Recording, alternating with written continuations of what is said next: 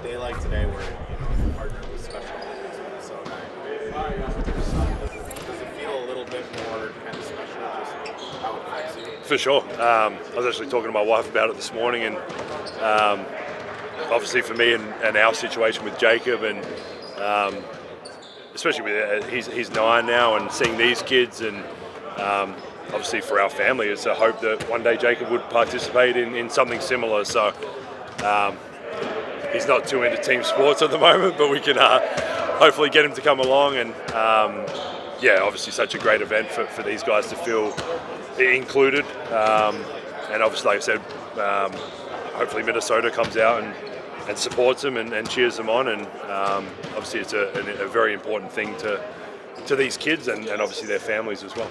Yeah, I mean, what's a day like this do for you? I mean, is it kind of recharging to be able to be around all the energy? Yeah, especially when I don't have my own kids here.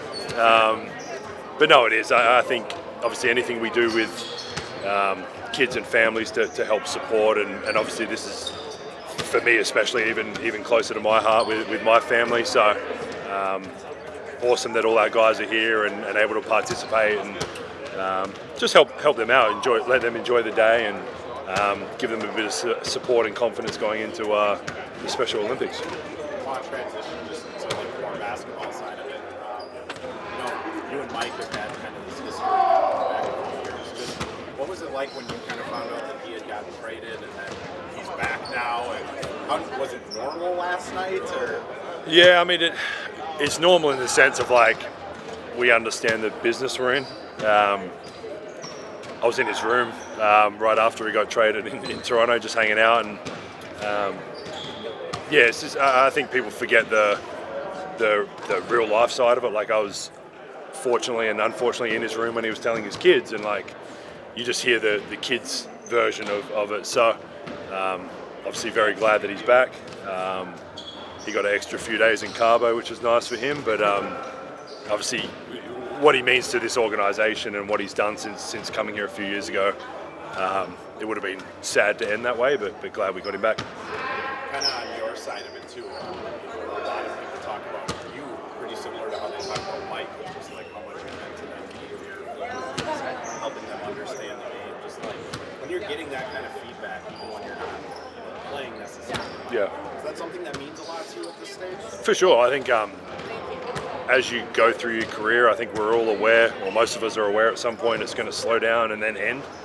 A couple years ago in Orlando, I really enjoyed being with like a younger group of guys and helping teach and learn, and coming here, obviously the kind of similar opportunity with the guys that have played a lot of basketball but still relatively young, and obviously 2 Western Conference Finals in a row, and the opportunity to come, and then obviously, I mean, I've always been a talker, so I've always said what I see or think, and it's awesome to be with an organisation with Finchy and Tim, and obviously the players down that take that feedback and use it or not use it, but kind of accept it. And so for me, it's been awesome to help and do what I can and inbound here and there. And I mean, I still love it. I still love being around the guys. I love the day-to-day of this job, and obviously adding in things with the kids of Special Olympics and all that. So it's I wouldn't change it for anything. What's the relationship like with Minnesota fans? I feel like often when they're going crazy for you, I'm sitting there like, this guy is like a borderline all-star and a really definitely not that. What's that relationship like on your side? Do you feel I mean, it's obviously nice to like feel that support. I think wherever you are as a player or person, wherever you work, you want to feel supported. And I mean, ever since I got here, they've been, the fans and the city's been amazing to me, amazing to my family. Couldn't say I ever thought I would be in Minnesota for a couple of years. But no, like I said, it's been awesome from the franchise, like I said, with Tim and Finchy, and all the way down to the fans, and a little awkward sometimes when they're cheering for me louder than Ann and guys like that. But no, it's like I said, it's always nice to feel the love, and obviously try and give some of that back by doing things in the community or being out there supporting the guys when they are playing. You didn't predict being in Minnesota for 2 years with Mike and Rudy kind kind of one last ride type of stuff? Nah, probably figured those days of playing with those guys was done. But like the trade with Mike and all that, like you just never know where this business goes. And for me, it was always like you obviously want to play as long as you can, if you can, and had the opportunity. And obviously with the other guys, not just those two, but with Ant, Jaden, Nas, Dante, all these guys, getting to be around those guys is something pretty special. So yeah, I don't take it for granted. Hi Joe, so my question is, these kids, when they're around you guys, it's a dream come true. Yeah. They look up to you guys. I'm sure they can't even think it's real, right? It's like you guys are glowing in a way. When these kids are around and you have the opportunity to just inspire them and send them a message, what is the message you go to the most to tell them? I think that the having fun part of it, and you try and give them a little confidence. I think I live day to day with my son Jacob, and one of his things is like that feeling safe and being confident. And obviously we have that experience day to day, every day after school, every morning before school. If he is doing some sports on the weekends, and that's just kind of like me and my wife and our other two children with him. And for these kids to come here and be around Ant, be around Rudy, all these guys that are probably not just for them, but for a lot of people so far away in the sphere of life that we live in. And yeah, I think it's pretty exciting. But obviously you want to put a smile on their face.